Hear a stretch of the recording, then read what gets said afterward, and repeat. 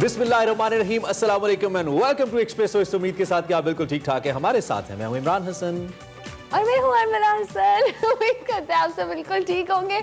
Friday का दिन है, आप सबको जुमा बहुत बहुत मुबारक हो। लेकिन उसके साथ साथ वही बात है, वीकेंड आ गया। वीकेंड है, लेकिन वीकेंड से पहले इन्होंने चूंकि जुमे का जिक्र किया, बड़ा बाबरकत दिन है और जुमे के दिन सब लोग बहुत ज़्यादा एहतमाम करते हैं। खास तौर पे वक्त को मैनेज करना जुमे के दिन सबसे ज़्यादा ज़रूरी होता है। बहुत सारे लोग, आपको पता है, टाइम से पहले ऑफिस से छुट्टी उनको हो जाती है। हाफ डे होता है कुछ लोगों का, कुछ का नहीं होता।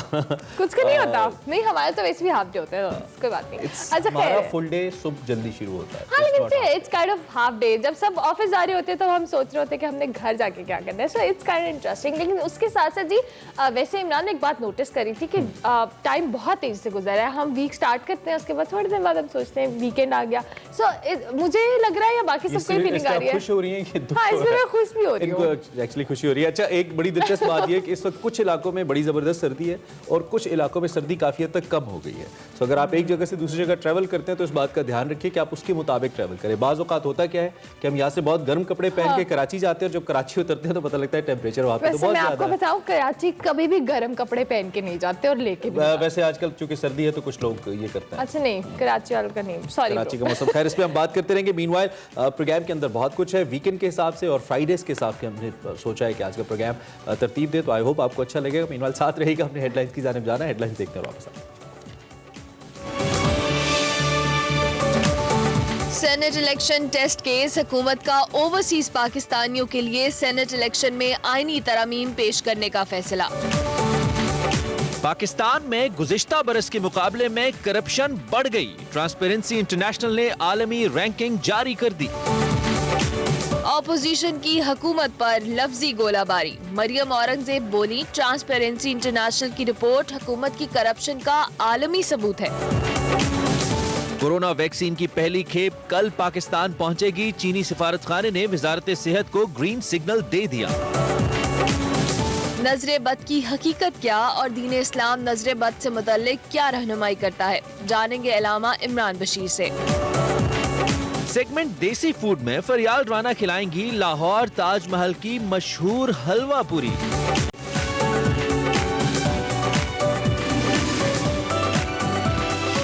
अच्छी खबर नहीं है आज की बड़ी खबर। ट्रांसपेरेंसी इंटरनेशनल कहता है कि पाकिस्तान में करप्शन मजीद बढ़ गई है। नई रिपोर्ट शाये की गई है करप्शन के हवाले से, जिसके मुताबिक पाकिस्तान में करप्शन में इजाफा हुआ है। रिपोर्ट के मुताबिक पिछले साल की निस्बत पाकिस्तान में करप्शन 4 दर्जे और बढ़ गई है। 2019 में पाकिस्तान करप्शन इंडेक्स में 180 ममालिक में 120वें दर्जे पर था और 2020 में 124वें पे आ गया।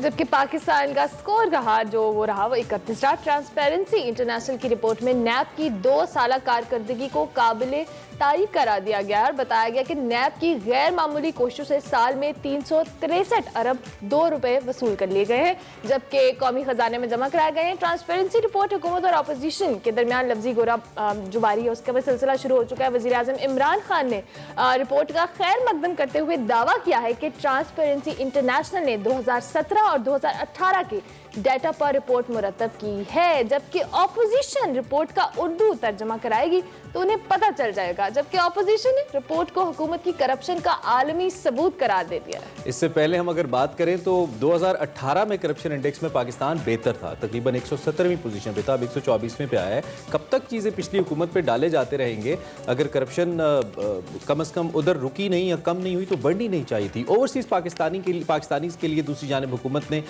3 आईनी तरामीम पेश करने का ऐलान करते हुए ओपोजिशन से ताउन मांग लिया है। इस सारी सूरत हाल के ऊपर बात करेंगे। हमारे साथ सदाकत अली साहब हैं जो कि तहरीक इंसाफ के रहनुमा मेंबर नेशनल असेंबली भी हैं।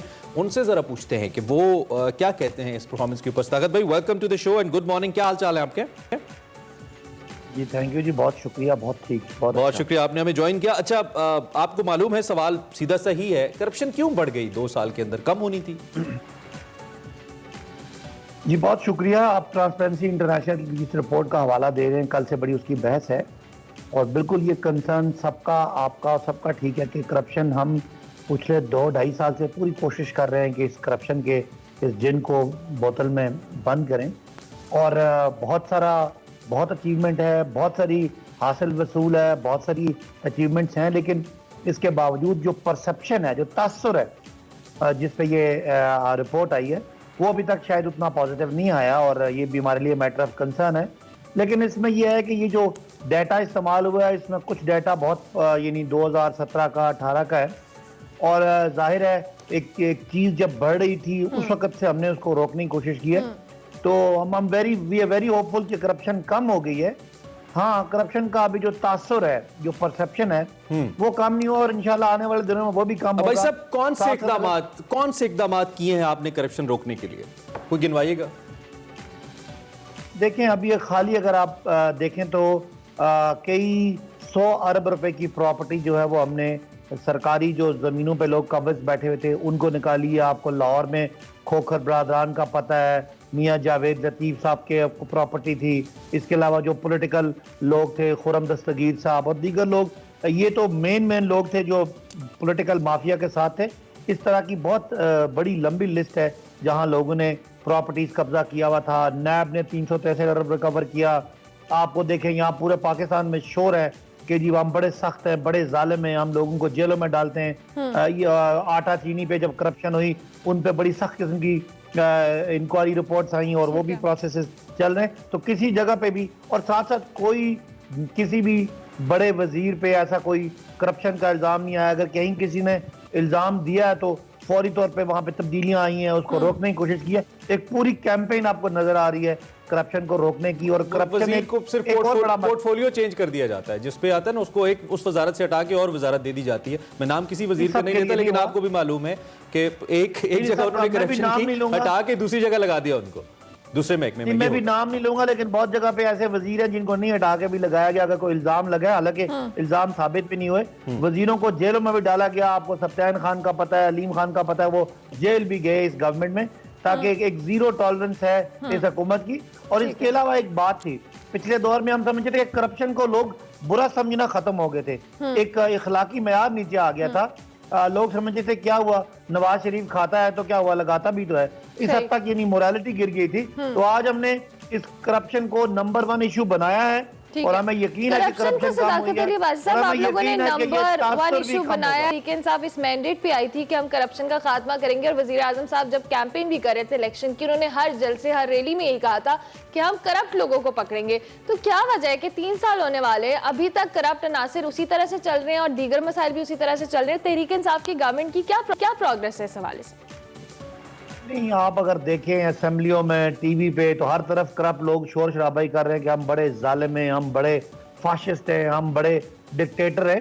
तो ये नहीं है कि करप्ट लोगों के खिलाफ कार्रवाई नहीं हुई, बहुत सारी कार्रवाइयाँ हुई। लेकिन जाहिर है कि पाकिस्तान में एक कानूनी प्रोसेस है, अदालतें जमानतें दे देती हैं, लोगों के केस लंबे चलते हैं, लोग बहानेबाजी करते हैं, लोग स्टे लेते हैं, उसमें तारीखें पड़ती रहती हैं। कुछ हमारे पास केसेस का दबाव भी ज़्यादा है, अदालतों के पास ज़्यादा बहुत ज़्यादा रश भी है, तो इसलिए केसेस कंक्लूड नहीं होते। लेकिन आपके सामने है, बड़े बड़े लोगों को, जैसे हमने कहा खोखर बरादरान से लाहौर में हमने अरबों रुपए की प्रॉपर्टी रिकवर की और वो रिकवर करके सरकार के पास आ गई। खुरम दस्तगीर साहब का जो यहाँ पे पेट्रोल पंप बना था सरकारी जमीन पे, उसको गिरा के पार्कें बन गई। इसके अलावा जो नैब ने 363 अरब रुपया रिकवर किया 2 सालों में। आप एंटी करप्शन ने भी कई 100 अरब रुपया रिकवर किया है पाकिस्तान के पंजाब के मुख्तलिफ इलाकों से।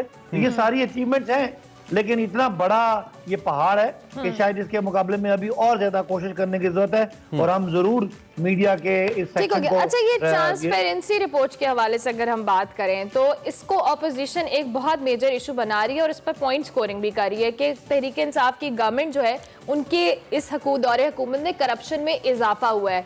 अब पहले ही पीडीएम की एक तहरीक चल रही है, उसके बाद अब ये करप्शन वाला मामला है, उसके साथ साथ हम उस दीगर मामलात को भी देखें तो किस तरह से हुकूमत डील करेगी? ऑपोजिशन को तो मजीद पॉइंट्स मिल रहे हैं इस हवाले से। देखिए, हम खुश हैं इस बात पे कि ऑपोजिशन करप्शन को एक कौमी मसला समझे।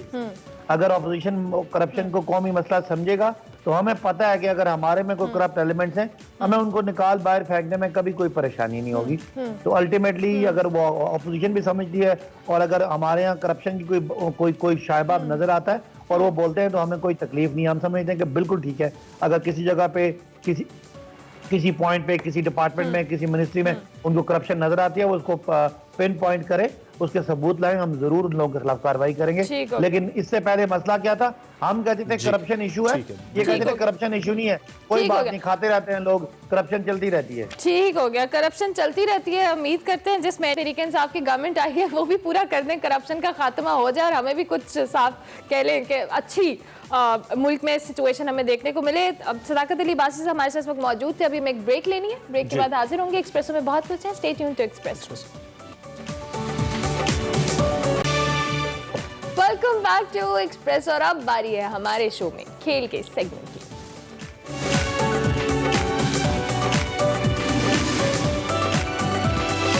खेल और खेल में बात करेंगे हम क्रिकेट की। नेशनल स्टेडियम कराची में पाकिस्तान और साउथ अफ्रीका के दरमियान पहला टेस्ट मैच जारी है। 3 दिन का खेल मुकम्मल हो चुका है और ये हमारे झूमने की वजह है कि कल पाकिस्तानी बॉलर्स ने अच्छी बॉलिंग की है। साउथ अफ्रीका की दूसरी इनिंग में इस वक्त जो बैटिंग जारी है, मेहमान टीम ने 187 रन बनाए हरमला हसन और 4 मुझे क्यों देख के बता रहे हैं, मुझे तो आपके लिए पता है। खुशी की बात है ना आज। हाँ, मेरे लिए तो खुशी की बात है। और साउथ अफ्रीका पाकिस्तान पर अब तक 29 रन की बढ़तरी हासिल कर चुके हैं। इनकी 6 विकेटें बाकी है। अगर आज पाकिस्तान साउथ अफ्रीका की बकिया विकेटें भी जल गिरा देगा तो उसे मामूली सा कहने टारगेट मिलेगा।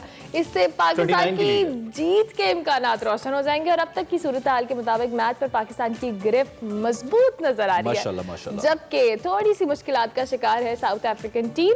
और इस सारी सूरत हाल पर बात करेंगे। हमारे साथ स्पोर्ट तज्जियाकार है मिर्जा इकबाल बेग साहब। मिर्जा साहब मॉर्निंग, आज मैं बहुत खुश हूँ, आप बताएं क्या अपडेट्स हैं? सबसे पहले इमरान और अरमला आपको सुबह बखैर। और आपकी खुशी की बात भी है, न सिर्फ आप बल्कि पाकिस्तानी बड़े खुश हैं क्योंकि पाकिस्तान ने जिस तरीके से कल कम बैक किया कि लीड 158 रन की हासिल की और फिर उसके बाद एक मरहले पर 175 रन पर उनका एक खिलाड़ी आउट था और ऐसा लग रहा था कि साउथ अफ्रीका की टीम पाकिस्तान को एक बड़ा टारगेट सेट करेगी। लेकिन फिर 32 गेंदों पर उनकी जो 3 विकेटें गिर गई, जिसमें टॉप के तीनों बैट्समैन वैन डूसन शामिल थे, एड्रियन मार्करम और उसके अलावा फाफ डू प्लेसी, तो उनके आउट होने के बाद अब साउथ अफ्रीका की टीम बैकफुट पर है। लेकिन क्रिकेट को अरमला गैर यकीनी इत्तफाकात का खेल कहा जाता है। कल हम समझ रहे थे कि पाकिस्तान के ऊपर डोमिनेट करेगी साउथ अफ्रीकन टीम, आज पाकिस्तान डोमिनेटिंग पोजीशन में है। कुछ पता नहीं है अगर पार्टनरशिप लग गई। ये पहला सेशन बड़ा इंपॉर्टेंट है क्योंकि क्विंटन डिकॉक बड़े जारहाना अंदाज से खेलते हैं, बॉलर्स को अपने आप पर हावी नहीं होने देते। तो ये सेशन बड़ा इंपॉर्टेंट है। अगर पाकिस्तान ने ब्रेक थ्रू ले लिया तो मुझे फिर लगता है कि आज ही ये टेस्ट मैच अपने इख्तिताम को पहुंच आज ही अपने इख्तिताम को पहुंच सकता है। ये बड़ी इंपॉर्टेंट बात है। अच्छा, पहले सेशन की आपने बात की, बिल्कुल कराची के अंदर पहला सेशन इंपॉर्टेंट होता है, खासतौर पे एक स्कोर करने के लिए बेहतर सेशन होता है। एक तो ये कि विकेट जैसा हम एक्सपेक्ट कर रहे थे, मिर्जा साहब क्या वैसा बिहेव कर रही है? और उसके साथ साथ हमने तो प्रेडिक्ट किया था कि विकेटें बहुत ज्यादा गिरेंगी और शायद पाकिस्तान के लिए बड़ा मुश्किल होगा। अजहर अली उम्मीदों पे नहीं उतरे, फवाद आलम उतर गए, तो इसकी वजह साउथ अफ्रीका की वीक बॉलिंग थी या फवाद आलम इस वक्त अपनी परफॉर्मेंस की टॉप के ऊपर है, बेस्ट परफॉर्मेंस के ऊपर है, इसलिए क्लिक कर गए? फवाद आलम अपनी टॉप की परफॉर्मेंस में, इमरान ये उनका होम ग्राउंड है, उन्होंने जो 38 सेंचुरियां बनाई हैं इस सेंचुरी को मिलाकर फर्स्ट क्लास क्रिकेट में, उनमें से 11 सेंचुरियां उन्होंने नेशनल स्टेडियम कराची में बनाई है, नेशनल स्टेडियम कराची में। तो आप इससे अंदाजा लगा लें। लेकिन पहले दिन 14 विकेटें गिरी, फिर दूसरे दिन कम विकेटें गिरी, 4 विकेटें गिरी और फिर उसके बाद कल जो है 10 विकेटें गिरी। तो आप अंदाजा लगा सकते हैं कि अप्स एंड डाउन्स आ रहे हैं, फ्लक्चुएशन हो रही है। लेकिन इस विकेट के बारे में इमरान जो आपने पूछा, ये विकेट जो है कल हमने देखा आखिरी सेशन में खास तौर पर गेंदें या तो बहुत ज्यादा टर्न हुई या गेंदें बहुत ज्यादा नीचे रही और पाकिस्तानी स्पिनर्स ने जिस तरीके से डोमिनेट किया, यासिर शाह और उनके साथ नोमान अली ने, तो लगता यही है कि जब साउथ अफ्रीकन टीम बॉलिंग करेगी तो पिच का रवैया और तब्दील होगा। पाकिस्तान को चौथी इनिंग्स में बैटिंग करना है, ये हमें ध्यान में रखना है। हाँ। 150 या उससे ज्यादा रन का टारगेट जो है वो पाकिस्तान के लिए मुश्किल हो जाएगा क्योंकि अच्छा। पाकिस्तान की टीम हमेशा चौथी इनिंग में आपको पता है क्रम्बल कर जाती है। नहीं, ये तो फिर आप हैं ना, जब स्टेडियम में जाएंगे कुछ आपके जाने का भी तो ना लाइटर और सब असर होगा ना, थोड़े गेयर अप हो जाएंगे हमारे मैच में। कुछ लोग खुशकिस्मती की अलामत होते हैं, कुछ लोग बदबख्ती की अलामत होते हैं। देखते हैं कौन सी फिलहाल तो आप अलामत खुशकिस्मती की है। अलामत है, जब भी आप एक्सप्रेसो से होके जाते हैं ना कुछ अच्छी खबरें ही आती हैं हमें बाद एक्सप्रेसो में। का फील आ जाता है। एक्सप्रेसो की बात ही और है क्योंकि आप लोग जिस तरीके से, मैं और चैनल्स के भी मॉर्निंग शोज देखता हूं, लेकिन जिस तरह से वीटी, जिस तरह से लाइवली आपका शो है, अल्लाह करे इसको और कामयाब। थैंक यू, आपकी प्रेजेंस इसको और अच्छा कर देती है। इन दी एंड हमें ये बता दीजिए कि हमें आज 6 विकेटें गिराने के लिए जो करंट पार्टनरशिप चल रही है इसको तोड़ने के लिए बाबर आजम को कोई मशवरा देना चाहेंगे आप बॉलिंग अटैक को लेकर? किस किस्म के कॉम्बिनेशन के साथ चलें तो जल्दी गिरा सकते हैं? देखिए, मुझे लगता है यही है कि आज स्पिन एक एंड से अगर फास्ट बॉलर होगा तो एक एंड से स्पिन बॉलिंग अटैक से शुरू करेंगे बाबर आजम। क्योंकि दूसरे जो बैट्समैन है क्विंटन डिकॉक के साथ कैशेव महाराज, वो नाइट वॉचमैन आए हुए थे, वो is not a recognised batsman. तो यकीनन कोशिश यही होगी पहले बाबर आजम की कि किसी तरीके से क्विंटन डिकॉक को पवेलियन की राह दिखाई जाए, क्योंकि वो बड़े अग्रेसिव बैट्समैन है। अगर वो खड़े हो गए, स्ट्रोक खेलने लग जाते हैं, तो फिर वो बॉलर्स पर डोमिनेट करते हैं। तो लगता यही है कि जिस तरीके से प्लानिंग की होगी, वो तो डेफिनेटली इतने बड़े बड़े अजहान जो है वो मौजूद है स्टेडियम वहां पर ड्रेसिंग रूम में, जिनमें के यूनुस खान, वकार यूनुस, मिसबा, तो कुछ प्लानिंग करके आज यकीनन मैदान में उतरेंगे। चले मिर्जा साहब, thank you very much and all the best. आप से हमें अपडेट्स भी मिलती हैं, खबरें भी मिलती हैं, और उसके साथ साथ बहुत से क्रिकेट व्यूअर्स का और एक्सप्रेसो व्यूअर्स का मूड भी अच्छा हो जाता है। Thank you very much for joining us in the morning. और अभी मिर्जा इकबाल बेग, ब्रेक लेनी है, ब्रेक के बाद हाजिर होंगे। आप देखते रहिए एक्सप्रेसो। बात करेंगे कोरोना वैक्सीन के हवाले से। तो खत्म हुआ इंतजार, और कहते हैं ना कि वो लम्हा आ पहुंचा जिसका इंतजार था। पाकिस्तान में वैक्सीन आने को है। आज कौमी एयरलाइन का खुसूसी तैयारा कोरोना वैक्सीन के लिए बीजिंग रवाना हो रहा है, और इम्कान ये है कि चीन की जानिब से अतिया की गई वैक्सीन की 5 लाख जो डोजेज हैं वो कल पहली खेप की सूरत में यानी कि बरोज़ हफ्ता पाकिस्तान पहुँच जाएंगे। और उधर बात करें, हुकूमत ने इंसदादी वैक्सीनेशन मुहिम के लिए पहले फेज की तैयारियां मुकम्मल कर ली हैं। मुल्क भर में वैक्सीनेशन सेंटर्स कायम कर दिए गए हैं, जबकि वैक्सीन लगाने के लिए स्टाफ की तरबियत भी कर दी गई है। एनसीओसी के सरबराह असद उमर का कहना है कि पाकिस्तान में अगले हफ्ते से फ्रंट लाइन हेल्थ वर्कर्स की कोरोना वैक्सीनेशन का आगाज हो जाएगा। और वैक्सीन के हवाले से एक और खबर भी आई है कि चीन की वैक्सीन के पाकिस्तान में तीसरे मरहले के ट्रायल भी मुकम्मल हो चुके हैं, जबकि सूबाई वजीर सेहत यास्मीन राशिद कहती हैं कि ट्रायल के नतीजे चंद रोज में आ जाएंगे। अच्छा, ये अच्छी खबरें हैं। पहले मरहले में फ्रंट लाइन हेल्थ वर्कर्स को वैक्सीन लगाई जाएगी। मजीद फिर आगे इसके कौन से फेजेस होंगे, इस पर हम बात कर लेते हैं। हमारे साथ इस वक्त इस हवाले से बड़ी पर्टिनेंट शख्सियत हैं हमारी सेक्रेटरी बराए हेल्थ डॉक्टर नौशीन हामिद साहिबा इस वक्त हमारे साथ वीडियो लिंक के ऊपर मौजूद हैं, उन्हीं से बात करते हैं। डॉक्टर साहिबा, बहुत शुक्रिया हमारे साथ मौजूद है, और मुसलसल आपसे बात हो रही है जब से कोविड सिचुएशन शुरू हुई है। एक तो अच्छी खबर है, फाइनली हमें कुछ फिजिकली होता नजर आ रहा है कि आज हम वैक्सीन को लेकर आ रहे हैं। इसके लिए मैकेनिज्म क्या रखा है आपने? क्योंकि हमें पता चला था कि कोई 1 मिलियन से ज्यादा ऐसे लोग हैं जिन्होंने रजिस्टर किया है वैक्सीन के लिए, उसमें डेफिनेटली ज्यादातर हेल्थ वर्कर्स ही हैं। तो मैकेनिज्म क्या होगा 5 लाख की तकसीम के लिए जो वैक्सीन आ रही हैं? देखिए जी, अभी तो हमारे पास जो वेबसाइट लॉन्च की गई थी रजिस्ट्रेशन के लिए, उसके ऊपर तकरीबन 4 lakh frontline health care workers ने जो है वो रजिस्टर करवाया है। अच्छा। तो इसमें जाहिर है कि इनको हम लोगों ने फेजेस में करना है। प्रोबेबली जो बहुत हाई रिस्क डिस्ट्रिक्ट्स हैं, जहाँ पे बहुत ज़्यादा केसेस हैं, पहले उन डिस्ट्रिक्ट से स्टार्ट करेंगे और फिर दर्जा बदर्जा जो ये है। मगर इंशाल्लाह ताला अब ये एक तसलसल शुरू हो गया है वैक्सीन के आने का, और ये कॉन्टिन्यूस प्रोसेस है। और अगली खेप जो है वो भी महल में 2 से 3 हफ्ते तक आ जाएगी। एक तो कल रात को इंशाल्लाह पहुंच जाएगी, और अगली वाली भी जो है वो 2 से 3। तो ये हमें इनको लगाने में जी जितने टाइम में ये लगेगी उतनी देर में दूसरी भी ट्रांच आ जाएगी। डॉक्टर साहब, ये जो तो आपने हाई प्रायोरिटी डिस्ट्रिक्ट्स का जिक्र किया है, इनमें कौन कौन से अजला हैं आपके इल्म में है अभी, आप हमें बता सकती हैं जिन पे पहले आप फोकस किए हैं? जी देखिए, ये तो अभी सबके सामने डेटा होता है। आपको पता है सबसे ज्यादा केसेस कहाँ आ रहे हैं। जिस तरह से अगर आप पंजाब में देखें तो लाहौर एपी सेंटर है, रावलपिंडी एपी सेंटर है, इसी तरह सिंध में कराची एपी सेंटर है। यानी कि जहाँ पर केसेस की तादाद, वो तो डेली बेसिस पे डेटा इशू होता है एनसीओसी की तरफ से, तो वो पता है कि जो जिन शहरों में ज्यादा है तो वहां से शुरू करेंगे। मगर कवर सारे सब हेल्थ वर्कर्स होंगे इंशाल्लाह ताला। डॉक्टर साहब, इसके साथ साथ अभी आपने वैक्सीन के हवाले से तो आज तो पहली खेप आ जाएगी, लेकिन उसके साथ साथ अगर हम बात करें जो चीनी वैक्सीन के ट्रायल थे, उस हवाले से भी एक अच्छी खबर आ रही है कि वो भी मुकम्मल हो गए हैं तीसरे मरहले के। उस हवाले से भी अपडेट कीजिएगा। हाँ जी, ये कैंसिनो बायो की वैक्सीन थी जिसकी हम लोगों ने पाकिस्तान में पिछले 4-5 महीने से ट्रायल्स चल रहे थे, और 18,000 वॉलंटियर्स को ये वैक्सीन लगनी थी। तो वो अल्हम्दुलिल्लाह अब हमारा टारगेट पूरा हो गया। अब इसके इंटरम रिजल्ट्स जो हैं वो इंशाल्लाह ताला 8 से 10 दिन में आ जाएंगे। ये कनाडा में इसके टेस्ट हो रहे हैं, इसकी फाइनल रिपोर्ट्स मुरतब हो रही हैं, और इंशाल्लाह हमें बहुत उम्मीद है कि ये बहुत हौसला अफजा नताइज होंगे। और उसके बाद फिर ये कैंसिनो बायो की एक बहुत बड़ी तादाद जो है वो पाकिस्तान आ जाएगी, क्योंकि चूंकि इसके ट्रायल्स यहाँ पर हुए हैं और उनके हमारे साथ एग्रीमेंट भी ऐसे ही था, तो ये काफी टेंस ऑफ मिलियंस में ये वैक्सीन जो है ये पाकिस्तान कैंसिनो बायो की भी आ ठीक है। जाएगी। मेरा अगला सवाल प्राइसेस के हवाले से होगा। आम शहरी के लिए एक तो ये कि चूंकि ड्रैप इस सारी चीज़ के ऊपर काम करे कि इंपोर्ट प्राइसेस क्या होनी चाहिए और ख़ासतौर पे जो निजी इंपोर्टर्स हैं उनके लिए प्राइस लाइन क्या रखी गई है, कोई रफ ब्रैकेट हमारे सामने आ गया हुआ है? एक आम शहरी जो अपनी इस्ताहत पे अगर वैक्सीनेशन करवाना चाहे उसके लिए क्या होगा, और फिर क्या इंपोर्टर्स के लिए भी कोई सर्टन कोटा आप लोग दे रहे हैं कि इस हद तक आप मंगवा सकते हैं, या फिर जो जितना इन्वेस्ट करना चाहे, जो जितनी वैक्सीन मंगवाना चाहे वो कर सकेगा? इसके लिए टर्म्स एंड कंडीशंस हो चुकी हैं तय?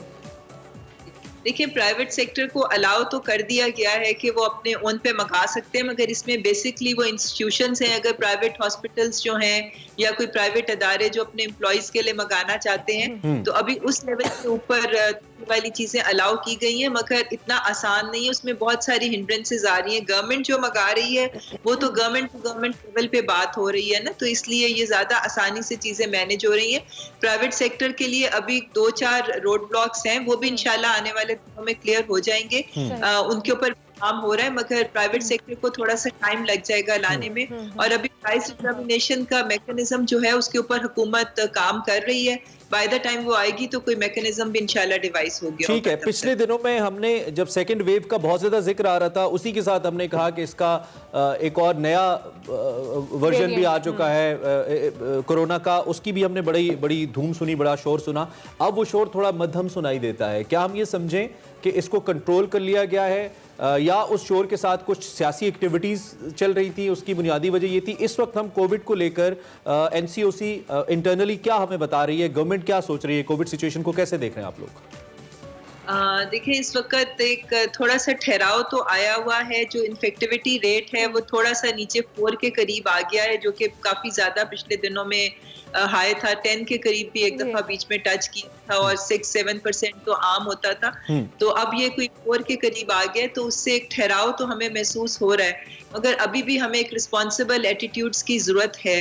और ये जो सेकंड वेरिएंट की आप बात कर रहे थे, इसके लिए 2 चीजें हैं कि एक तो ये उतना डेंजरस नहीं है, इसकी सिर्फ इन्फेक्टिविटी रेट ज्यादा एक्सपेक्टेड था, मगर मैं समझती हूँ कि गवर्नमेंट ने बहुत स्ट्रिक्ट कंट्रोल्स एंड मेजर्स रखे थे इमिग्रेशन के लिए, टेस्ट पहले भी और यहाँ आकर भी, और उसके ऊपर उन लोगों, आने वाले लोगों के ऊपर फॉलो अप भी बहुत ज्यादा स्ट्रॉन्ग रखा था, तो इसलिए वो तो अल्हम्दुलिल्लाह अंडर कंट्रोल है। और ये वैक्सीन जो होंगी वो उसके लिए भी उतनी ही इफेक्टिव है जितनी पहली वेरिएंट। ठीक हो गया।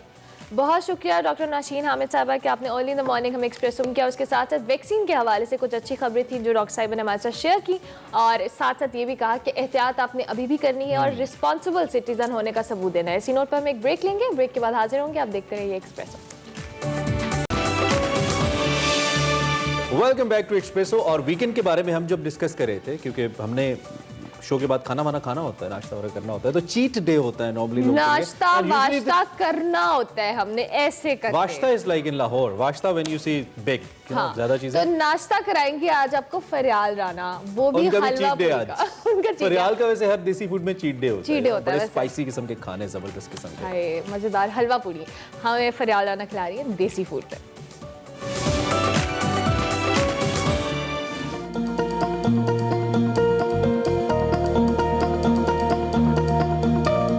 नाजरीन, आज मैं आई हूँ अंदरूने शहर नाश्ता करने के लिए। मेरे बिल्कुल पीछे है रोशनाई गेट। रोशनाई गेट की तारीख तो ये है कि ये लाहौर शहर की फसील पर बनाए गए 13 दरवाज़ों में से एक दरवाज़ा है, और ये दरवाज़ा मुगलिया दौर में तामीर किए गए 12 दरवाज़ों में से सबसे ऊंचा है। आलमगीर दरवाजे के बाद मुगलिया फौज के हाथियों का दस्ता इस दरवाजे से शहर में दाखिल होने के लिए गुजरता था, और इस दरवाजे के पास सारे ही उमरा रिहाइश पजीर थे। किला और बादशाही मस्जिद की वजह से यहाँ पर रोशनाई का एहतमाम किया जाता था, इसीलिए इसका नाम रोशनाई गेट कहलाने लगा।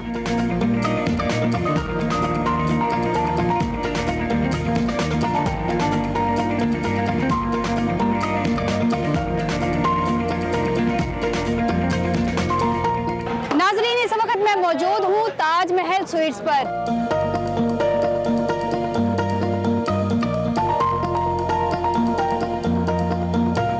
हमारे साथ मौजूद हैं यहाँ के मैनेजर हबीब साहब। आप मुझे बताएं यहाँ की खास बात क्या है जो इतना ज़्यादा रश लगा हुआ है? हमारे पास जो स्पेशल हलवा खोएगा ना, इसकी वजह से हमारा जो गाहक है वो बड़ी दूर दूर से आता है, और ख़ास बात यह है कि देसी आटे की पूड़ी होती है, उसकी वजह से गाहक आते हैं। पूरे लाहौर में कोई आटे की पूड़ी नहीं देता। आप ये काम कब से कर रहे हैं? हमारी दुकान को तकरीबन 55 साल हो गए हैं। अच्छा, मुझे बताएं कि पूरी कैसे बनाते हैं? पूड़ी देसी आटे की होती है, उसमें मैदा वगैरह नहीं डलता, सिर्फ आटे की पूड़ी होती है। अच्छा, तो आटा गूंद के पहले रखना पड़ता आटा गूंदना पड़ता है, इतनी जल्दी तो तैयार नहीं ना हो जाता। तकरीबन आधा घंटा पहले गूंदना पड़ता है, उसके बाद पेड़े करते हैं, फिर ये पूड़ी तैयार होती है। अच्छा, मुझे बताएं कहाँ से लोग आते हैं यहाँ पे? हमारे हलवा पास पूरी तो गाहक इस्लामाबाद से लेकर कराची तक, बाहर की कंट्री से लोग आते हैं ना सैर सुर करने के लिए, वो भी यहाँ पे आते हैं नाश्ता करने के लिए। खाने? अच्छा, और क्या क्या बनाते हैं यहाँ पे? हमारे पास चिकन टिक्की होती है, कीमे की टिक्की है, और सादा हलवा होता है, सादा कतलम्मा है। ये सुबह का नाश्ता है। और शाम के वक्त हमारे पास समोसे, रसमलाई, गाजर का हलवा, दाल का हलवा, शीरे वाले गुलाब जामुन और साथ स्वीट्स होती है।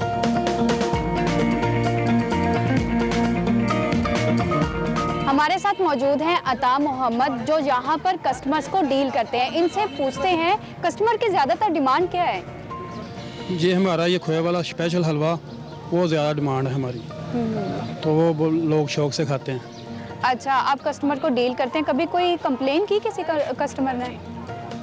कभी कभार होता है, लेकिन हम बहुत ध्यान से, हमारा मेयार बहुत अच्छा है, ज़रूरत नहीं पड़ती। अगर कंप्लेन आए तो क्या आती है?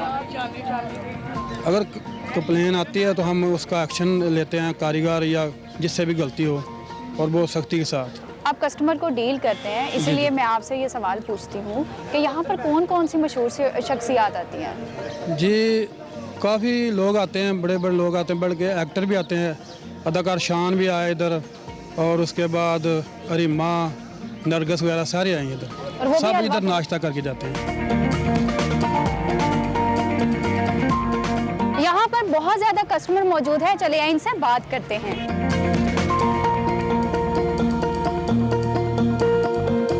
आप कहाँ से आए हैं? हम शादबाग से आए हैं।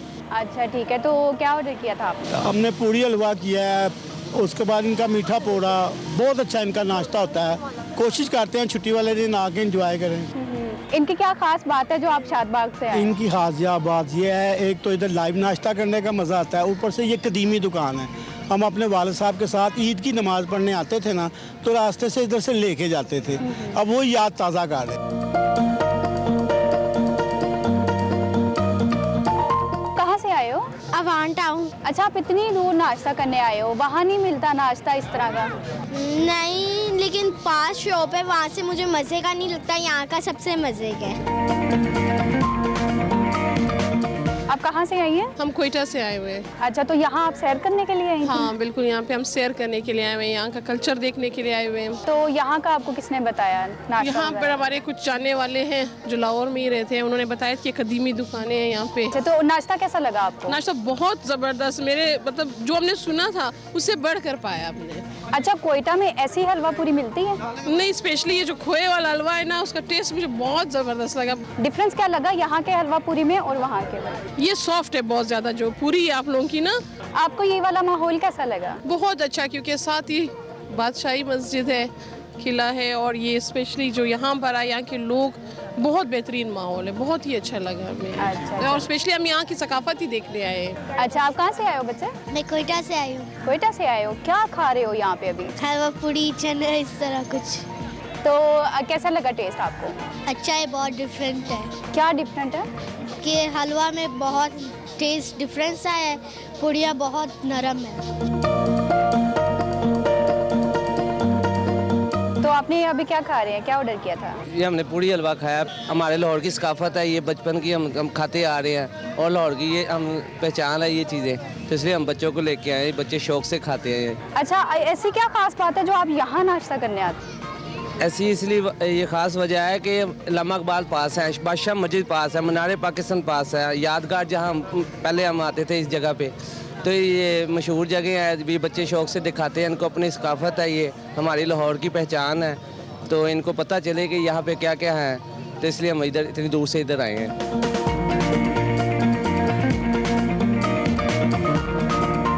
मेरे लिए यहाँ का स्पेशल नाश्ता आ चुका है, जिसमें है स्पेशल खोए वाला हलवा और कीमे की टिक्की और आटे की पूरी। इसको टेस्ट करते हैं। ये बहुत ज़्यादा डिलीशियस है। अगले देसी खाने तक के लिए मुझे दीजिए इजाज़त। अल्लाह हाफिज़। ब्रेक के बाद खुशामदीद। और अब जिस आम मौजू पे हम बात करने जा रहे हैं आज के दिन की मुनासबत से, वैसे तो कई ऐसे मौजू हैं जिस पे हम बात करते रहते हैं, लेकिन इस मौजू को और इस दिन की मुनासबत से चुनने का मकसद ये कि बहुत सारे लोगों की ज़िंदगियाँ जो हैं उनके अंदर आसानी लाई जाए और कुछ इस तरह का जिक्र किया जाए, कुछ इस तरह की मालूमात अब तक पहुँचाई जाए जिससे कम से कम जो तोहमात हैं बहुत हद तक उनको हम काउंटर कर सकें और उनसे हम निकल सकें।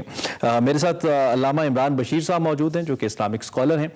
एक तो आपका बहुत शुक्रिया कि आप हमारे साथ मौजूद हैं। मौजू जिस पे हम नाज़रीन बात करने चाह रहे हैं या बात करना चाह रहे हैं वो है नज़र बद। अक्सर हम अपनी सोसाइटी के अंदर हमें सुनने को मिलता है कि जी नज़र लग गई, नज़र बद का असर है। ये नज़र बद है क्या, ये कैसे असरअंदाज होती है और क्या वाकई नज़र बद एग्जिस्ट करती है, इस्लामी नुक्ता निगाह से इसकी मौजूदगी किस हद तक है और फिर अगर ये मौजूद है तो इसका कला कमा कैसे किया जा सकता है, इन सारे पहलुओं पर हम निगाह डालेंगे। एज अफ सेड अल्लामा साहब हमारे साथ मौजूद हैं। सबसे पहले तो हमें ये बताइए कि नज़र बद एग्जिस्ट भी करती है जिस तरह हम कहते हैं, और अगर एग्जिस्ट करती है तो किस नज़र को हम कहेंगे कि ये बुरी नज़र है? बिस्मिल्लाहिर्रहमानिर्रहीम। नज़र बद के बारे में इमरान भाई सही रिवायत में आता है कि अल-आइन हक़्क़ुन, कि नज़र बरहक़ है और इस हद तक बरहक़ है कि अल्लाह के महबूब नबी करीम सल्लल्लाहु अलैहि वसल्लम ने इरशाद फरमाया कि ये इंसान को इतना तबाह कर देती है बाज़ दफ़ा कि कब्र तक पहुँचा देती है और ऊँट को हंडिया तक पहुँचा देती है। और यहाँ तक अल्लाह के महबूब सल्लल्लाहु अलैहि वसल्लम ने फरमाया अक्सर मैं यमूत बाद क़ज़ाइल्लाहि व क़ुदरतिही मिनल आइन, मेरी उम्मत की सबसे ज़्यादा तबाही और बर्बादी जो होगी तकदीर के बाद सबसे ज़्यादा नज़र बद की वजह से होगी। अच्छा। और एक रिवायत में तो यहाँ तक फरमाया कि कादल हसद अन यग़लिबल क़द्र, कि हसद नज़र बद बाज़ दफ़ा तकदीर पे भी गालिब आ जाता है, इतनी बुरी चीज़ है ये। इसलिए कुरान ने कहा वमिन शर्रि हासिदिन इज़ा हसद, कि अल्लाह जब हसद करने वाला हसद पे आ गया है तो मैं बच नहीं सकता हूँ जब तक कि तू ना बचा ले। तो इससे वाज़ेह ये हो जाता है कि जो हासिद है उसकी नज़र बद ही है, ये कहें हम? जी जी, जो हासिद है, जो अंदर से जल रहा है या जल नहीं भी रहा, इमरान भाई रूटीन में ये चीज़ बन चुकी है कि आपके पास कोई अच्छी चीज़ है, आपके पास कोई खुशी की चीज़ आई है, मैं उस खुशी से खुश हो रहा हूँ या नहीं खुश हो रहा, दोनों सूरतों में माशाल्लाह आमतौर पे नहीं कहा जाता। एक सहाबी का वाक़या मिलता है कि एक सहाबी गुस्ल फरमा रहे थे तो साथी से कहा मुझे कपड़े देना। वो कपड़े देने के लिए तशरीफ़ लाए, जब तो चूँकि सुन्नत है कि इंसान सतर छुपा के गुस्ल करे तो वैसे कपड़ा लगा हुआ था तो गुस्ल फरमा रहे थे। जब कपड़ा पकड़ाने की कोशिश की तो उनकी कमर पे जब नज़र पड़ी तो कहा क्या आपकी कमर है। अब हालांकि उनकी नीयत में नौज़बिल्लाह शक करना सहाबी रसूल के बारे में तो सोचा भी नहीं जा सकता। बेशक। उसी वक़्त वो नीचे लेट गए, कपड़े पकड़ भी नहीं सके। जो ही जब ये कहा ना कि क्या क्या खूबसूरत आपकी बॉडी है, उसी वक्त नीचे गिर गए। अल्लाह के महबूब हज़रत मोहम्मद मुस्तफ़ा अहमद मुश्तबा सल्लल्लाहु अलैहि वसल्लम को जब बतलाया गया तो आपने फरमाया क़तल साहिबक, आपने अपने साथी को कत्ल कर दिया। अच्छा। यानी हलाक कर दिया। फिर अल्लाह के महबूब सल्लल्लाहु अलैहि वसल्लम ने उन पर दम फरमाया, उनके लिए दुआ फरमाई तो वो सेहत याब हुए। तो यहाँ तक भी मामला बाज़ दफ़ा चला जाता है। मुआशरे के अंदर घर हम बनाते हैं या गाड़ी हम खरीदते हैं, आपके जहन में ये सवाल होगा भी, लेकिन मैं पूछता हूं, गाड़ी के साथ चप्पल टांग देते हैं लोग या घर के ऊपर बड़ी सी कोई आयत करीमा लिखवा देते हैं, माशाल्लाह लिखवा देते हैं, ये किस हद तक दुरुस्त है? क्योंकि अल्टीमेटली ये हमें बहुत ज़्यादा हद तक फ़िक्रमंद भी करता है अपनी नई चीज़ों को लेकर, और काफ़ी औकात में मुझ जैसे लोगों के साथ ये भी होता है कि आप अपनी कोई खुशी लोगों तक पहुँचाने से भी डरते हैं कि इसकी नज़र ना लग जाए कहीं। तो इससे कैसे बचें और ये एग्जिस्ट कहाँ तक करता है, इसका फ़ायदा कहाँ तक होता है? रहा जूता बांधने वाला मामला, इसकी तो कोई हैसियत नहीं है। ये गलत तवाहुमात जो आपने शुरू में बात फरमाई ये उसी तरतीब पे है, ये अगलातुल अवाम में से है, अवाम ऐसी गलत रवश पे देख देख के चल पड़े। रहा मामला माशाल्लाह लिखने का तसव्वुर, इसको तो ज़रूर हमें करना चाहिए ताकि मिसाल के तौर पर आपने घर बनाया, अपने ऊपर माशाल्लाह लिखा हुआ है, तो मेरी जो ही आपके घर पे नज़र पड़े तो मैं ना चाहते हुए भी माशाल्लाह कह दूँ। तो एक तो ये आपने अरब में देखा होगा कि उनका तकिया कलाम है, मिजाज बन चुका है बच्चों का, बूढ़ों का, ख़वातीन का, मर्दों का, माशाल्लाह तबारकल्लाह। लेकिन अगर माशाल्लाह। मैं आपकी किसी चीज से कतई कलामी की माजरत जल भी रहा हूँ, मेरे अंदर एक हसद भी मौजूद है, और मैं बजायर उस लिखे हुए पे माशाल्लाह कह भी दूं, लेकिन मेरे दिल में एक एहसास मौजूद है, मुझे अच्छा नहीं लगा, मेरी नजर वो अच्छी नजर नहीं है, तो इसका मतलब है मेरी उस बुरी नजर का असर तो हो सकता है। नहुसत पड़ेगी जी, तो बिल्कुल इसका पड़ती है। मतलब है लिखवाने से कोई खास फर्क नहीं पड़ता। नहीं पड़ेगा। उसकी वजह यह है कि जो जलने वाले बहुत कम हैं, और जो कम जलने वाले कम से कम उनके उस मुसीबत से या उनकी उस नज़र से तो हम कम से कम बच सकें। एक तो ये पहलू ठीक है। दूसरे नंबर पे हमें हुक्म है कि हम मसनून दुआओं का अहतमाम खुद भी करें, दूसरों के करवाने का ज़रिया बने। रहा मामला कि फिर भी कोई देखता है तो क्या होगा, तो उसके लिए अल्लाह के महबूब सल्लल्लाहु अलैहि वसल्लम ने हमें मसनून दुआएं बतलाई हैं, हम उसका अगर एहतमाम कर लें तो फिर चाहे कोई जितनी मर्जी नजरें लगा के बैठ जाए कुछ भी नहीं कर सकता। अच्छा, एक तो जिक्र हो उसका हो गया जिसके ऊपर इस नजर बद का असर होता जी, जिसकी किसी चीज पर, एक फॉर एग्जांपल मैं हूं मिसाल के तौर पे, और मेरी नीयत बुरी नहीं है, लेकिन कुछ ऐसा असर मेरी नजर का भी हो सकता है कि मैंने जैसे आपने बहुत खूबसूरत एक जैकेट पहना है और मैंने इस पर कॉमेंट करूं और इससे भी आपको कोई नुकसान हो जाए, लेकिन मेरी इंटेंशन ऐसी नहीं है। क्या ऐसा भी कुछ साबित है, ऐसा हो सकता है? जी, जैसे मैंने आपको सहाबी का वाक़या अर्ज़ किया कि नीयत उनकी बिल्कुल ठीक थी, लेकिन गलती से माशाल्लाह कहना भूल गए। ऐसे में सहाबा इकराम रिज़वान तारजाइन, अल्लाह ताला ने उनको गलतियों से ख़ताओं से महफूज रखा। मासूम अंबिया की ज़ात है, अल्लाह ने उनके ज़रिए जो भी मामलात हुए, उस दौर में कत्ल भी हुए और भी हुदूद कायम हुई, ऐसे ही ये मामला भी गलती से ऐसे करके मेरे आप तक पैगाम पहुंचाना था कि नीयत ठीक थी। ठीक माशाल्लाह नहीं कहा, जैसा कि अल्लाह के महबूब सल्लल्लाहु अलैहि वसल्लम से आके लोगों ने सवाल किए कि हमें इन चीज़ों के बारे में बताएं, ज़ुल्करनैन के बारे में बताएं, असहाब कहफ, तो आपने फरमाया कल मैं बता दूंगा, इंशाअल्लाह का जुमला नहीं इरशाद फरमाया। तो 17 दिन वही नाजिल नहीं हुई। फिर सूरह कहफ की आयत मुबारका नाजिल हुई, वला तक़ूलन्ना लिशैइन इन्नी फ़ाइलुन ज़ालिका गदन इल्ला अन यशा अल्लाह, कि जब भी कोई जुमला कहना हो कि मैं ये कल काम करूंगा या मैं ये काम करने का इरादा रखता हूँ, तो साथ इंशाअल्लाह ज़रूर कहना है। ऐसे ही माशाअल्लाह के बारे में भी ये कहा गया, और इसके ऊपर एक बड़ा प्यारा खूबसूरत वाक़या मिलता है कि नबी करीम सल्लल्लाहु अलैहि वसल्लम के पास एक शख्स बड़ी परेशानी की हालत में हाजिर हुए और आकर अर्ज़ किया कि मेरा बच्चा नहीं मिल रहा।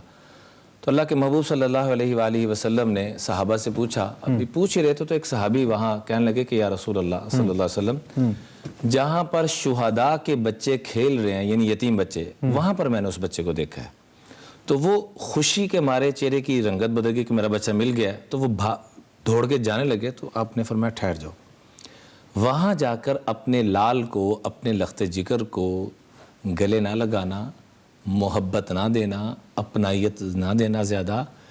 मुमकिन है कि जो बच्चे यतीम हैं, जो इन चीज़ों को तरस रहे हैं, उनकी नज़र लग के कहीं तेरे बच्चों को भी यतीम ना कर दे। ठीक, यानी कि इस हद तक इसका असर मौजूद। जी, ऐसे ही फरमाया कि कोई आप घर में फल लाते हैं, उसको खाते हैं, इतनी छोटी चीज़, हम तो हर चीज़ फेसबुक पे चढ़ा रहे हैं, इंस्टाग्राम पे चढ़ा रहे हैं और अपनी तरफ से कह रहे हैं ये हमें तालीमात ये मिली हैं, पहली बात कि अपनी खुशियों को छुपाओ।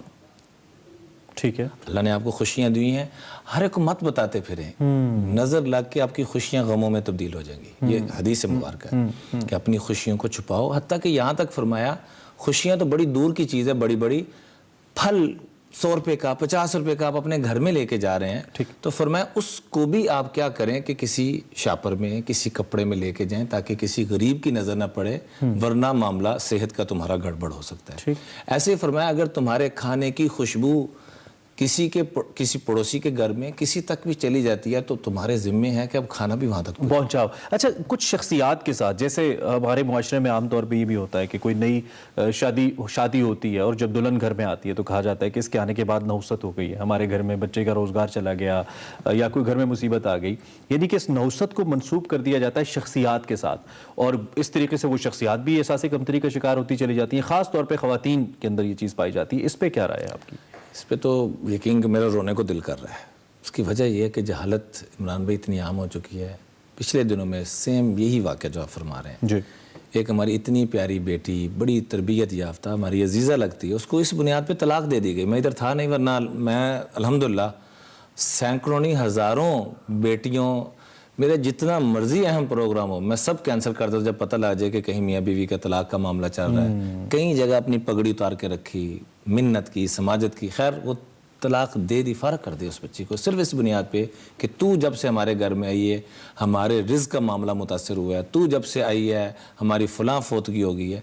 रिज़्क़ देने वाली ज़ात कुरान पाक में अल्लाह वाज़े फरमाते हैं, रज़ाक मैं ज़ात हूँ, ज़िंदगी मौत देने वाला मैं इससे हूँ। कैसे निकले इमरान भाई, कैसे इसका हल कैसे करें? इसके हल ये है कि इसके तज़किरे बार बार हों, नबी करीम सल्लल्लाहु अलैहि वसल्लम की सीरत, क्योंकि इस वक्त भी जब मैं और आप बात करें तो कई घरों में ये मामला चल रहा होगा जो हमें देख रहे हैं। जी, उसकी वजह ये है इमरान भाई कि ये एक तो जहालत की वजह है कि आज हम दीन से इतना दूर हो चुके हैं कि नबी करीम सल्लल्लाहु अलैहि वसल्लम की तालीमात से बिल्कुल नावाकिफ़ हैं। आपने मेरे दिल से आपके लिए करोड़ों दुआएं, अल्लाह ताला आपको बहुत बहुत जज़ाए खैर अता फरमाए, आगे भी आपकी सरपरस्ती में ये प्रोग्राम चलता रहा। और आज मुझे ये बड़ी खुशी हो रही है कि आपके साथ बैठ के ये प्रोग्राम चल रहा है। तो इससे अल्हम्दुलिल्लाह सैकड़ों नहीं हज़ारों लोगों के मैसेजेस आए कि हमें काफ़ी सारी अवेयरनेस मिली है, क्योंकि इल्म एक समुंदर है, मैंने भी मरते दम तक सीखना है, आपने भी सीखना है। जितने इसके तकरार चलते रहेंगे उतना इंशाल्लाह ये चीज़ें वजूद में आएंगी। लिहाजा मैं तमाम नाजरीन से हाथ जोड़ के दरख्वास्त करूँगा कि तवाहुमात से निकलें कि फ़लाँ की वजह से हो गया, फ़लाँ की वजह से हो गया, किसी की वजह से कुछ नहीं होता, अल्लाह के चाहने से सब कुछ होता है। तवाहुमात से निकलें, ये शिर्क के बराबर है। छोटी सी एक दुआ बताना चाहूँगा, इससे बचने के लिए आखिरी 2 सूरतों का अहतमाम सुबह और शाम मैं बड़े अदब से दरख्वास्त करूँगा, आप भी नियत करें, मैं भी। सूरह फलक और सूरह नास। सूरह फलक जब तक नाजिल नहीं हुई थी तो अल्लाह के महबूब सल्लल्लाहु अलैहि वसल्लम मुख्तलिफ दुआएं पढ़ते थे। जब सूरह फलक नाजिल होगी तो फरमाया अल्लाह ने नज़र बस से बचने के लिए तोहफ़ा भेज दिया। इसके साथ छोटी सी एक दुआ है, अल्लाहुम्मा बारिक फ़ीही वला तज़ुर्रु, अल्लाह मेरी तमाम नेमतों में बरकत अता फरमा और ख़ास तौर पे इसको हसद की नज़र बद से महफूज फरमा। अल्लाहुम्मा बारिक फ़ीही वला तज़ुर्रु। जी बिल्कुल, माशाल्लाह, आपको याद भी होगा। बहुत शुक्रिया। यकीनी तौर पे जो लोग देख रहे हैं उनको भी याद हो गई होगी। इन दुआओं का एहतमाम कीजिए और अल्लाह की ज़ात पे भरोसा रखिए। ये सारी चीज़ें हमारी अल्लाह की ज़ात पे ईमान के आसपास घूमती हैं, क्योंकि अल्लाह के चाहने से होना है, अल्लाह के ना चाहने से नहीं होना है।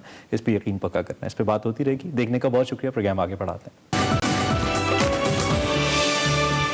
Welcome back to Expresso. Programme में आगे बढ़ेंगे और आपकी मुलाकात हम एक ऐसे पाकिस्तानी से करवाने वाले हैं जो बैनुल-अक़वामी इस्लामिक यूनिवर्सिटी इस्लामाबाद में ज़ेर तालीम है। उन्होंने 23 दिसंबर 2020 में अफगानिस्तान में मुनक़दा इंटरनेशनल कुरान मुकाबले में हिस्सा लिया। और इस मुकाबले की बात की जाए तो 25 ममालिक के कारी जो हजरात थे उन्होंने हिस्सा लिया और वो वाहिद पाकिस्तानी हैं जिन्होंने इस मुकाबले में पार्टिसिपेट तो किया ही, लेकिन साथ साथ पहली पोजीशन भी हासिल की। बिल्कुल, और ये बहुत बड़ा एजाज़ है कि 25 ममालिक में से हमारे पाकिस्तान के जो हसन अली कासी हैं, कारी हसन अली कासी, उनकी जो दिल को छू लेने वाली आवाज़ है और तिलावत कलाम पाक है, उसने पहली पोजीशन हासिल की। और आज हमने उनको इनवाइट किया। आज हमारे साथ मौजूद हैं इस वक्त कारी Hasan Ali Qasi. We have the honour to have him. उन्हीं से हम बात भी करेंगे और उनकी खूबसूरत आवाज़ में क़िरात भी सुनेंगे। लेकिन इससे पहले कि हम क़िरात की जानिब जाएँ, कारी हसन अली कासी, आपका बहुत शुक्रिया, आप हमारे साथ मौजूद हैं। सबसे पहले तो इस मुकाबले के बारे में बताइए, अपनी तैयारी के बारे में बताइए कि कैसे आपने तैयारी की और कैसे ये मुकाबला जीता आपने। अस्सलामु अलैकुम रहमतुल्लाहि व बरकातहू। आपकी बड़ी नवाजिश, आपने इस प्रोग्राम में मुझे मदऊ किया। और मैं एक छोटा सा तमहीद पेश करता हूँ अपने बायोग्राफी के हवाले से। जी, मेरी पैदाइश कोयटा में हुई और जब मैं 8 साल का था तभी मैंने अपने क़िरात का आगाज़ किया अपने वालिद साहब क़ारी अब्दुल बासित और अपने चचा क़ारी मोहम्मद इब्राहिम कासी की सरपरस्ती में। और साथ साथ मैंने हिफ्ज़ करना शुरू किया। और जैसे ही हिफ्ज़ का इख्तिताम हुआ तो साथ साथ मैंने मुकाबलों में शिरकत करना शुरू किया, कौमी लेवल पर और इंटरनेशनल लेवल पर। 2013 में जब मैंने तुर्की के बैनुल-अक़वामी मुकाबले हुस्न क़िरात में शिरकत किया तो मैंने वहाँ पे कुछ क़वाइद देखे, थोड़ा सा मैंने अंदाज़ा किया कि इंटरनेशनल मुकाबले का जो स्टैंडर्ड होता है, जो जजेस हजरात देख कर और फैसला करते हैं और कारी को मार्क्स देते हैं, तो उसके बाद मैंने जो 4 चीज़ें होती है इंटरनेशनल मुकाबले हुस्न क़िरात में, जिसमें आवाज़ को देखी जाती है, तजवीद का ख्याल रखना पड़ता है और नग़मात जो हम मकामात कहते हैं, ठीक है, जो रिदम वगैरह होते हैं, ठीक है, इन सब का बहुत ज़्यादा ख्याल रखना पड़ता है। ठीक है। और अफ़गानिस्तान में जो कंपटीशन हुआ था और पाकिस्तान की तरफ से मैंने नुमाइंदगी की। और जैसे आपको मैंने अर्ज़ किया कि ये 4 चीज़ों का बहुत ज़्यादा ख्याल रखना चाहिए। ठीक है, माशाल्लाह। और इसमें चूंकि ये अरबी किरत इंटरनेशनल करने मुकाबला वाले बहुत सख्त सऊदी होता अरब है। से भी कुछ शुरका इसमें मौजूद थे, उसके बावजूद माशाल्लाह आपने जीता, क्योंकि अरबी हमारी तो मादरी ज़बान नहीं है, उसके बावजूद आपने इतनी अच्छी तजवीद, इतना अच्छा तलफ़्फ़ुज़ आपका होगा यकीनी तौर पर, हम सुनेंगे भी, तो ये कैसा था? जी, इसके लिए तो देखें बहुत मेहनत करनी पड़ती है, चूँकि मेरा ताल्लुक मजहबी घराने से है और मेरे चाचा बहुत बड़े कारी हैं, तो इन में मकामात वगैरह और तजवीद मैंने सीखा है और बिल्कुल मैं ठीक है। बहुत ज़्यादा मेहनत करता हूँ इस पर। नहीं, आप हमारे लिए बहुत काबिल फ़ख्र है, तिलावती सुनता हूँ और हमने यही कोशिश की कि हम बाकी शोबों के जो मुख्तलिफ ट्रेंड सेटर्स हैं या अच्छा जिन्होंने परफॉर्म किया है, कुछ अचीव किया, उनको हम सामने लाते हैं। तो क्यों ना एक कारी जिन्होंने किरत के अंदर पाकिस्तान का नाम बुलंद किया है, तो सबसे बड़े एजाज़ की बात है हमारे लिए। मैं चाहता हूँ कि बगैर किसी तवक्कुफ़ के, एक तो आपका बहुत शुक्रिया, और शुक्रिया अदा करते हुए मैं चाहता हूँ कि आप हमारे लिए कुछ किरत पेश करें ताकि सुनने वाले भी सादत हासिल कर सकें और हम भी हासिल कर सकें। जी ज़रूर। أعوذ بالله من الشيطان الرجيم بسم الله الرحمن الرحيم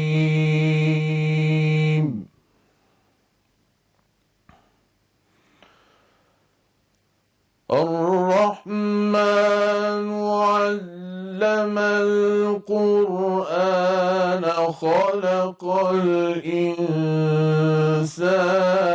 علمه البيان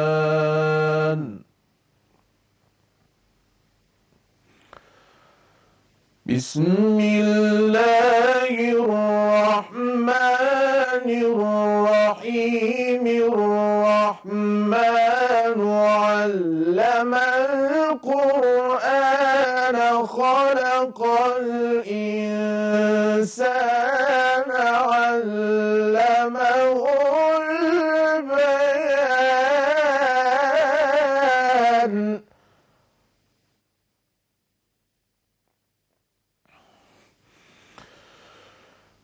الشمس والقمر بحسبان والنجم والشجر था जिसका इंतजार वो शाहकार आ गया। इतने खूबसूरत विजुअल्स, इतनी खूबसूरत कह लें जो कह लें उसमें पिक्चराइजेशन की गई है तमाम तर, और ये मनाजिर हमने आपको दिखाया। मैं वन लाइनर दूं इसको? हाँ। This is espresso feel. Oh yes, exactly. हम इस सीरीज के लिए थर से जो वकार अहमद मलिक रिकॉर्ड करने गए थे, हम सब बहुत एक्साइटेड थे, हमारी पूरी टीम बहुत एक्साइटेड थी, और जिन विजुअल्स को हमने आपके साथ शेयर किया ये जस्टिफाई करें कि कितनी मेहनत और कितनी कह लें जुस्तजू के साथ वकार अहमद मलिक ने हमारे लिए सफर शर्त रिकॉर्ड किया। तो अब वो थर से वापस आ गए। Back to the pavilion, welcome to Expresso. And I would like to say जिंदगी बदल दी, जज्बात बदल दिए, जबरदस्त छा गए। क्या डेफिनेटली लाइफ चेंजिंग एक्सपीरियंस है थर में विजिट करने का। उसकी वजह शायद ये है कि 5-7 हज़ार साल तहजीब है, उसका एक नतीजा है वो जो जितना भी है, तो वो एक बड़ा खूबसूरत है। सफ़र शर्त का ये वाला जो सीज़न कह लें जो एक्सप्रेसो का, इसका हमने नाम रखा है सहरा नवर्द के खुद के खतूत। मिर्ज़ा हबीब की एक किताब है सहरा नवर्द के खतूत।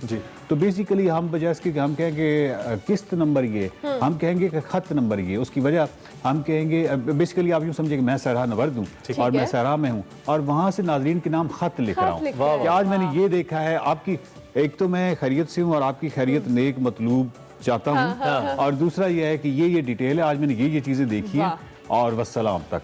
वैसे मैंने कुछ डॉक्यूमेंट्री जिससे पहले भी देखी हैं, जैसे इंडस ब्लूज एक बड़ी मशहूर है, उस पर थर पे बड़ा काम हुआ, लेकिन ये थर हर दफ़ा जब विजुअलाइज होके आता है मुझे लगता है कि एक नई कहानी है, कुछ नई तस्वीरें हैं, कुछ नए किरदार हैं। हाँ, मुझे जो सबसे ज़्यादा वहाँ पे एक एहसास हुआ वो अपनी कौमी गफलत का हुआ।